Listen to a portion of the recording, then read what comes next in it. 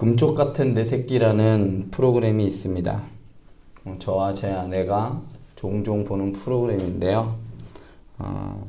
이 프로그램은 문제가 있는 아이가 이곳에 나와서 오은영 박사라는 전문가를 통해서 지금에 있는 그 문제점들이 하나하나 회복해 가는 그러한 프로입니다. 한 번은 게임에 빠져있는 아이의 이야기가 소개되었습니다. 게임에 빠져있는 아이에게 게임을 못하게 하면 아이는 극도로 공격적인 반응을 보이고 왜 아무것도 못하게 하냐고 하는 모습을 볼 수가 있었습니다. 아이뿐만 아니라 어른들도 자신이 빠져있는 것을 못하게 할 때 그 어른은 극도로 공격적인 반응을 보이고 자기는 행복하지 않다라고 생각을 합니다. 도박에 빠져있는 사람들, 그런 사람들에게 도박을 하지 못하게 했을 때도 이러한 현상이 나타나고요. 알코올에 중독되어 있는 사람들, 하여튼 어떤 것에 몰입되어 있고 중독되어 있는 사람에게 그것을 하지 못하게 할 때 사람은 공격적이게 됩니다. 그 이유가 나는 불행하다. 저것 때문에 저것을 못해서 나는 불행하다 라고 생각하기 때문입니다. 오늘 말씀에서도 이러한 현상이 나타나고 있습니다. 미가의 집에서 에봇과 드라빈과 새긴 우상을 탈취한 단 자손들은 단지파 사람들이 라이스로 길을 떠나고 얼마 있지 않았을 때입니다. 에봇과 드라빈과 새긴 우상을 빼앗긴 미가는 마을 사람들을 모아 단지파 사람들을 추격하기 시작했습니다. 그리고 얼마지 않아 그들을 따라잡았습니다. 자신들을 쫓아오는 이 미가의 일행들을 본 단 자손들이 무슨 일로 이같이 모아가지고 왔느냐라고 묻자 미가는 내가 만든 신들과 제사장을 빼앗아 갔으니 이제 내게 오히려 남은 것이 무엇이냐? 너희가 어찌하여 나더러 무슨 일이냐라고 하느냐?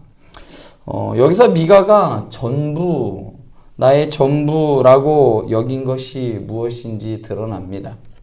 내가 만든 신들과 내가 세운 제사장을 빼앗아 갔으니 이제 내가 남은 것은 오히려 무엇이냐? 즉 내가 만든 신들과 제사장을 빼앗아 갔기 때문에 나에게 남은 것은 아무것도 없다라는 의미입니다. 미가는 자신이 만든 에봇과 드라빈과 새긴 우상뿐만 아니라 자신이 제사장으로 세운 이 레위 청년이 자신의 전부라고 생각했습니다. 이렇게 따라와 외치는 미가에게 단 자손 사람들은 내 목소리를 우리에게 들리게 하지 말라. 노환자들이 너희를 쳐서 내 생명과 내 가족의 생명을 잃게 할까 하노라 라고 협박하였습니다. 큰 소리 치면 노환자들이 너뿐만 아니라 너희 집안 사람들을 다 죽일 것이다 라고 협박을 했던 겁니다. 여기서 노한이라는 말은 사무엘하 17장 8절에서 곰이 자기의 새끼들을 빼앗겼을 때 드러내는 이 격분하는 것을 의미합니다.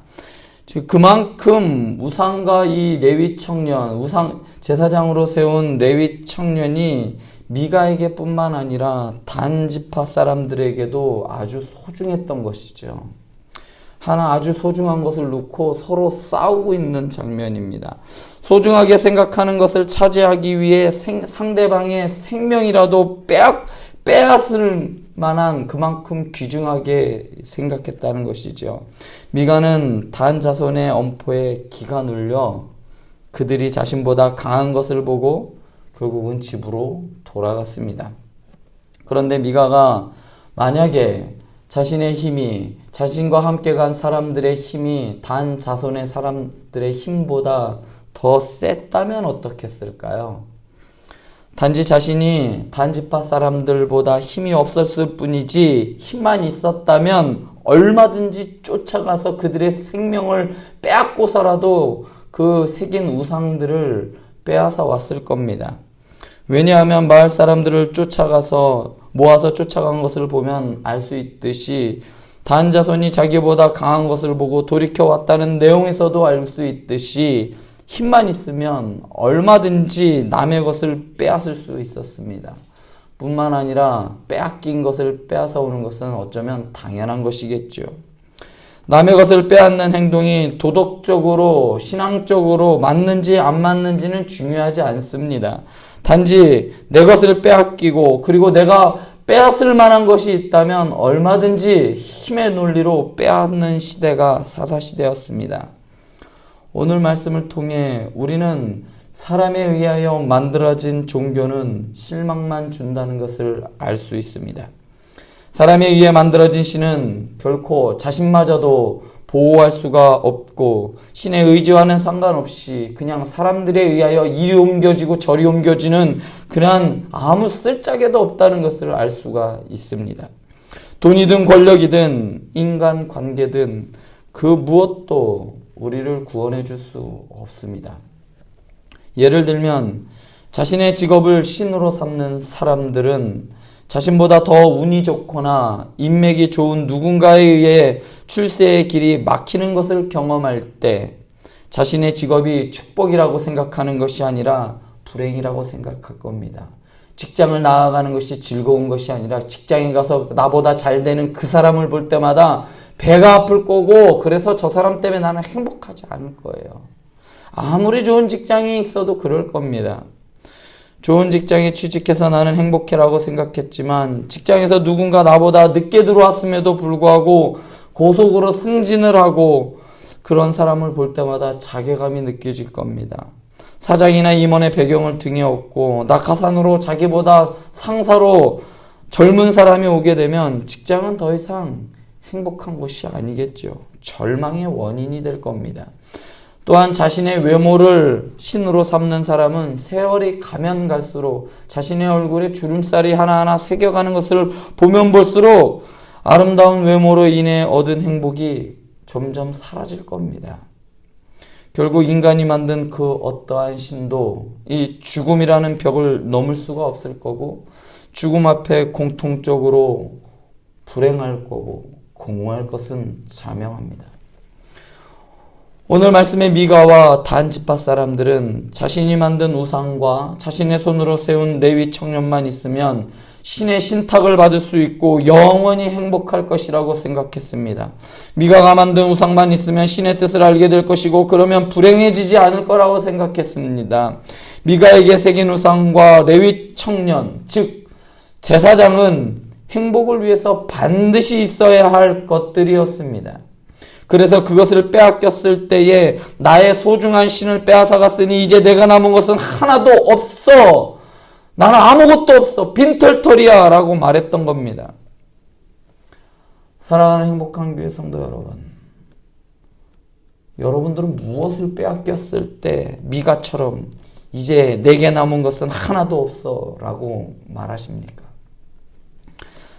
평생 뒷바라지를 한 자식을 먼저 앞세워 보냈을 때입니까? 아니면 보이스피싱을 당해서 평생 모은 재산을 다 한 푼도 남김없이 다 잃어버렸을 때입니까?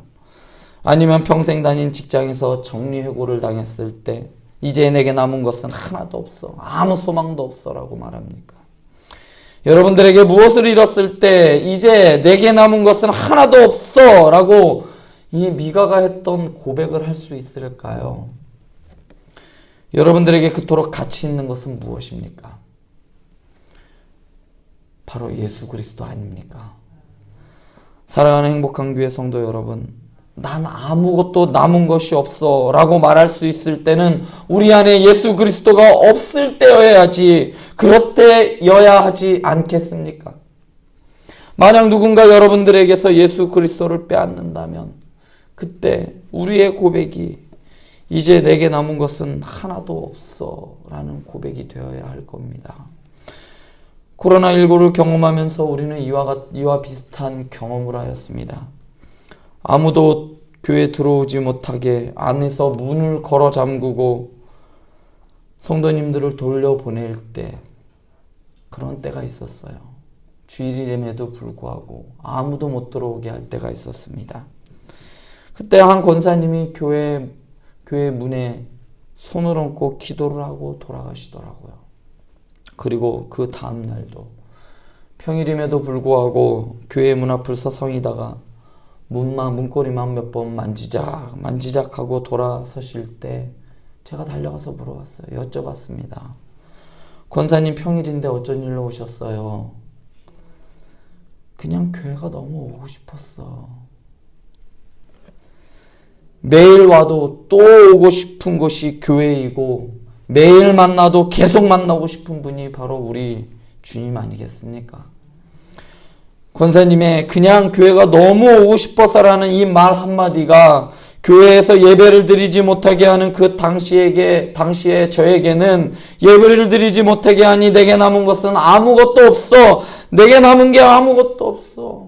난 삶에 낙이 없어. 나의 행복이 하나도 없어. 라는 말로 들렸습니다. 우리 삶에 예수님이 없다면, 우리 삶에 예배가 사라진다면 우리에게 남은 것은 아무것도 없습니다. 이것이 저와 여러분들의 고백이었으면 좋겠습니다. 그러나 그 누구도 하나님의 사랑에서 우리를 끊을 수 없고 우리에게서 이 예수 그리스도를 빼앗아갈 수 없습니다. 요한복음에 보면 예수께서 내 살을 먹고 내 피를 마시는 자는 영생을 가졌고 마지막 날에 내가 그를 다시 살리리니 내 살은 참된 양식이요 내 피는 참된 음료로다 라고 말씀하셨을 때 그 말씀을 들은 주위 사람들, 예수님을 따라다녔던 그 수많은 사람들은 그 말씀이 너무나도 난해하였습니다. 그래서 예수님을 따랐던 사람들이 하나 둘씩 예수님을 떠나가기 시작했습니다. 그렇게 사람들이 하나 둘 떠나갈 때 예수님께서는 제자들을 돌아보시면서 그들에게 물으셨습니다. 너희도 가려느냐? 그때 베드로가 대답합니다. 주여, 영생의 말씀이 주께 있사오니 우리가 누구에게로 가오리까? 베드로는 알았습니다. 나의 축복은 예수님께 있다는 것을 알았습니다.